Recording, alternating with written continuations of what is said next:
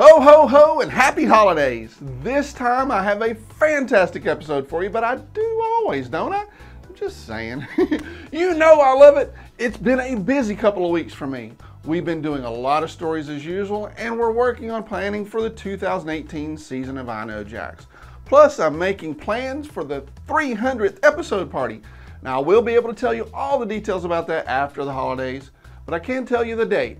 We're going to have our 300th episode party on February 10th. That's a Saturday. So make sure to mark your calendar because it's going to be epic. Here at iKnowJax, we work hard at supporting small local businesses, and these days, it's not easy for small businesses to compete. Small business owners usually don't have a big marketing budget or the same resources as a big national chain does. You can help by buying products from local businesses. We're going to start today by talking to one such local business, Bee Friends Farms.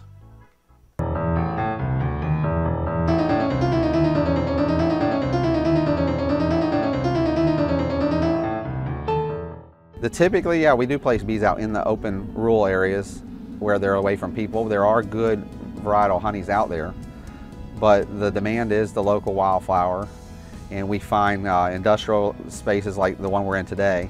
This is in the heart of Springfield, but in the industrial area, and we're behind a warehouse right now.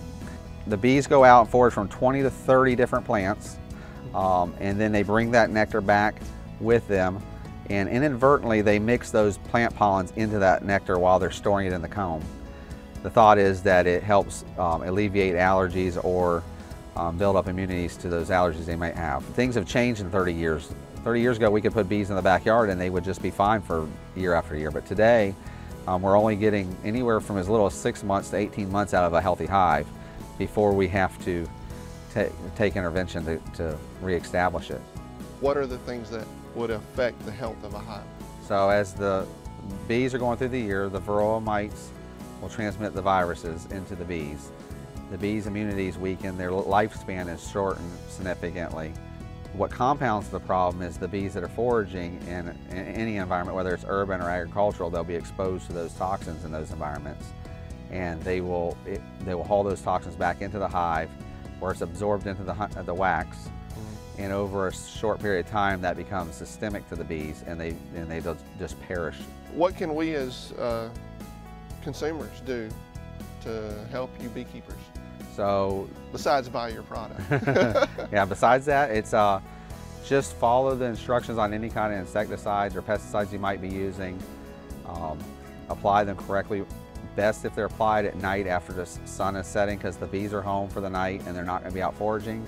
And those toxins have time to dry through the night so they're not as active or less likely the bees will accumulate them by morning. Don't ever spray blooming plants. Your bees travel quite a bit. Talk to me a little bit about that. Okay, so they do. They mostly are staged here in Jacksonville through the winter months. As we start to get into the spring months, we start to spread them out. And they'll start off in South Florida in the orange groves. We'll produce orange blossom honey through the month of March. Bring them back up to Jacksonville and stage them for the local wildflowers. The gallberries and the saw palmettos fall in that order. And then we move them again back to central coastal Florida for the black mangrove along their coastal waterway, which is the only saltwater plant. And then we'll be back in Jacksonville in the fall. Cool. So when you guys say your honey is local, you mean it, right? I mean it, yeah. The wildflower is right here in the urban part of the core, within the 295 Beltway. Right. The gallberry is just outside the Beltway, typically north and west of town, the airport, and west side of town. It's the gallberry, and saw palmetto is pretty much native to Florida. Cool. And you just find good pockets of that. Buying honey from Bee Friends Farm is, of course, one way to support the local business. But I looked at their website the other day and I saw that you can also adopt a honey beehive. They'll name the hive in your honor, send you a photo, and you'll even get some honey. Now, wouldn't that just be an awesome gift for a birthday or an anniversary? Now, personally, I just love when I can do something good for nature and get delicious treats at the same time.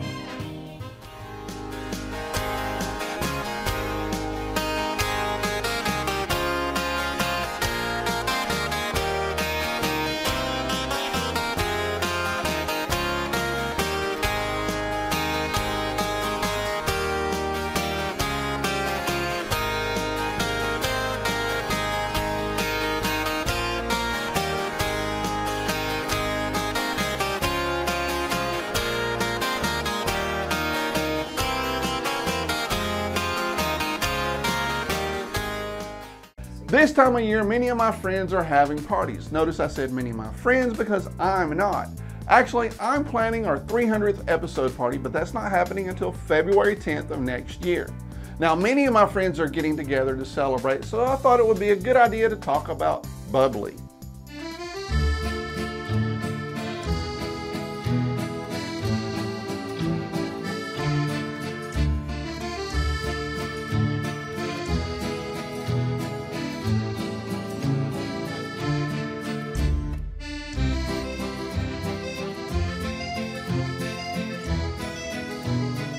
Today I'm with Kris Chiselett, the wine guy, and we're going to talk more about, well, bubbly. Bubbly.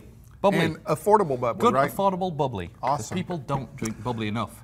And, you know, everybody says that it's sort of a celebration wine. Let's pop a, but, Yeah. and it's year round. I mean, normally everybody thinks about Well, and New Year's we got the and chocolate here and Valentine's. everything, and it's Dude, it's great for pairing, but what doesn't go well with chocolate chocolate. popcorn and, exactly. And chocolate chocolate-covered strawberries? Yeah, I agree. Absolutely. Yeah. Truthfully, though, honestly, it's people like you're saying. People don't touch sparkling wines enough. Yeah. And honestly, they can be like one of the most food-friendly pairing wines. Right. Like they can pair with things that normally typical, wouldn't. like curries and Thai Yeah. food and those kind of things that you normally wouldn't touch with Cool. with wine too much. So So what do we have here today? so 3 different sparkling wines. Okay. Start with the first one. This is the Albrecht. This is a 100% Pinot Blanc. Okay. So Pinot Blanc is the name of the grape. Grape. It's kind of similar to Chardonnay. And where is it from exactly? It's from the Alsace France. region of France. Okay, So it's cool. and Alsace, it's like World War I, World War II. It's kind of moved between. It sounds like a German name. That's why I was it's asking. moved between like France and Germany, France and Yeah. Germany a couple of times. So they're, Okay. they do have kind of German-sounding Yeah. names. So Albrecht, Cremant. Cremant is the essentially just means sparkling wine made outside of the Champagne region, but in the Champagne style. That's pretty nice. So it's not a million miles away from true Champagne. $20 a bottle. You still get that kind of typical apple pear. Yeah. It is brut, so it's a little Yeah, bit a little drier dry. in style, but I Like I wouldn't say say, it's the tingle on the tongue. that's Gotta a have tingle that. on the You gotta tongue. love that, you know, man. It's absolutely. Can you say? I can say I just have to can, cut we it just out. have to bleep it out. We're just making more work for you by dropping into the. Yeah. Okay, well done. On to the next one. How's about that? Absolutely. buddy? We're very subdued today, anyway. What is that? What's with the no colours? I'm Lack of toning it colours? down. Okay. We're going classy. We are classing it up. No. No, So this one is also from the same region, right? same region, same grape, Pinot Blanc, Okay. same price, $20. This Okay, is sweet. the Helfrich. This is a Another German-sounding wine Cremant that's d'Alsace. from France. Okay. Yep, Cremant d'Alsace. So And Cremant is this the made same in grape as well? Yep. So Pinot Blanc, Cremant d'Alsace, just sparkling wine made in the Alsace region. Kind of similar, a little bit more. You get a little bit more yeast toast. Yeah, probably should tell the people at home that we didn't even actually try these before. No, this is all blind. Yeah, well, this not is blind, actually, but it's. Well, you can tell by the amount in the bottle. Yeah, exactly. Yeah, he wouldn't let me taste them before we went. I don't want him to cheat.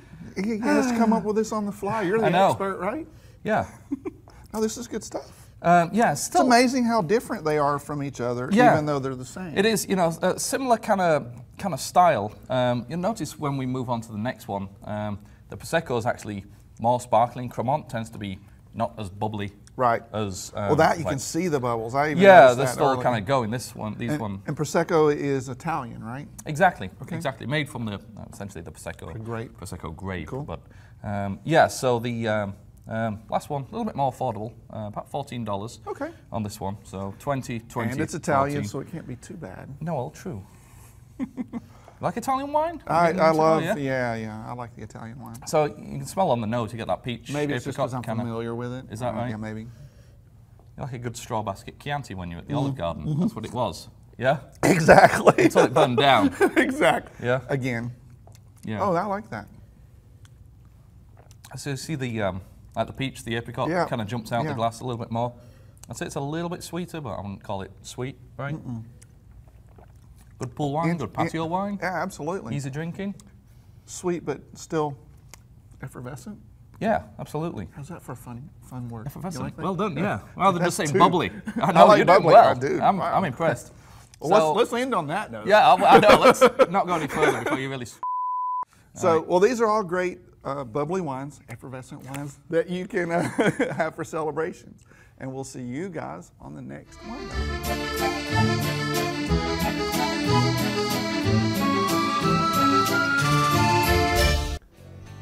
Now, I'm one of those really manly men who love bubbly wines and also tropical drinks with lots of fruit and umbrellas.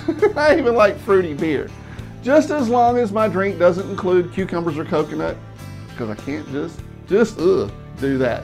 So far we've talked about honey and wine. How about some cheese with that?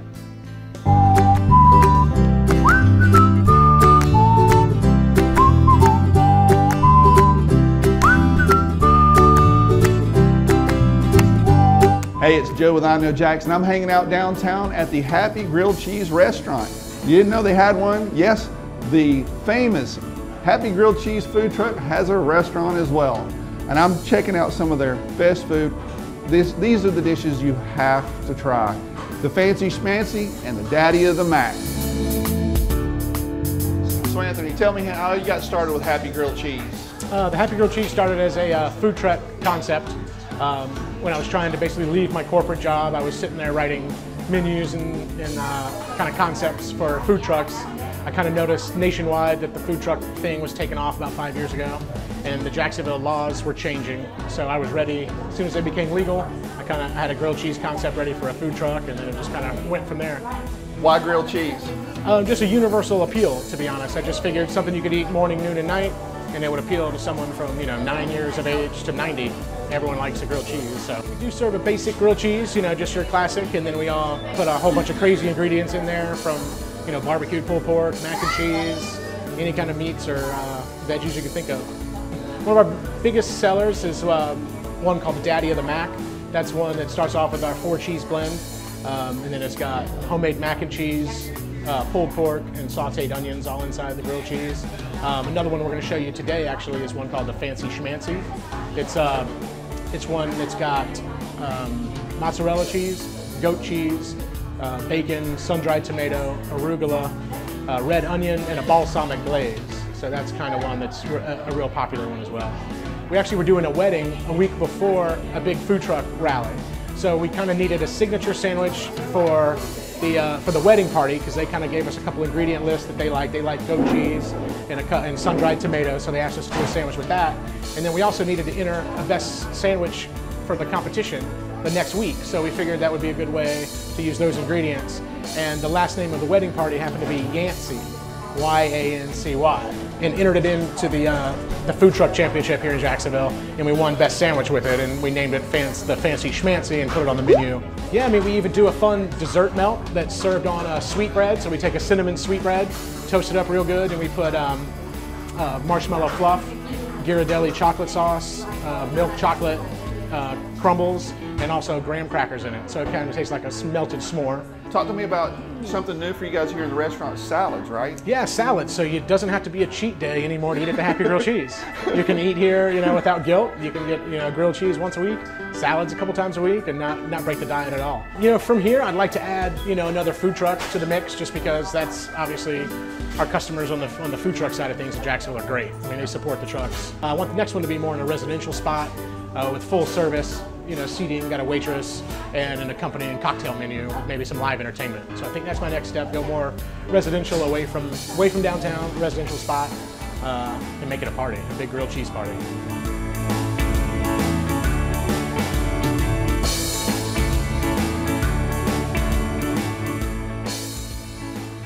So besides the Fancy Schmancy and the Daddy of the Mac, they also have salads and dessert sandwiches like the s'more sandwich.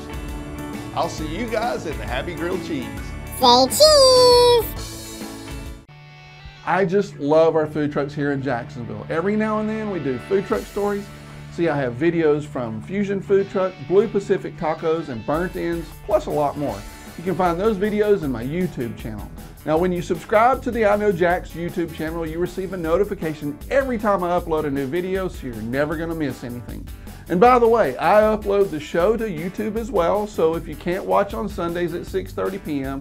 or you miss an episode, you can always find the show online. It's on my website already on Saturday, so all that is to make it easier for you to keep up with what we're doing. So far we've talked about honey, wine, and cheese, and that's a lot of food, and I think it's time to get the blood flowing and get some exercise. And when I say that, I mean mental exercise, that is. Here's Steve.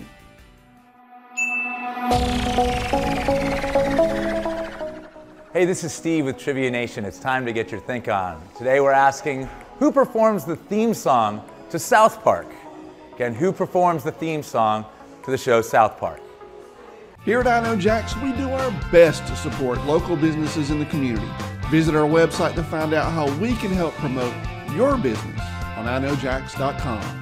Call Joe directly at 904-345-0755 or visit iKnowJax.com/advertising.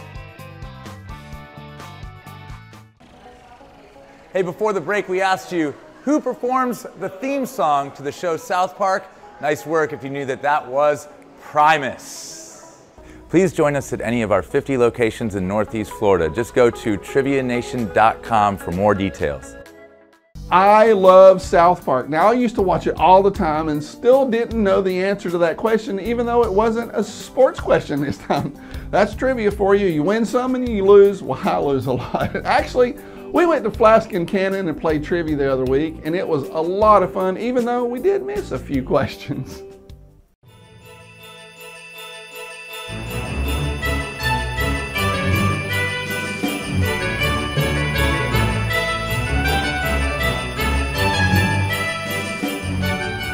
Merry Christmas and Happy New Year from the Fish Company.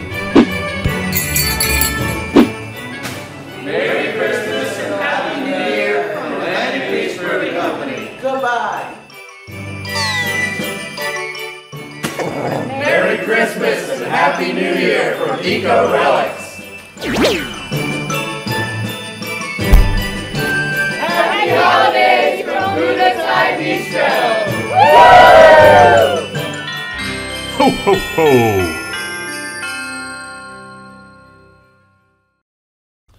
I wanted to let you know about the new iKnowJax Ambassador program that I started.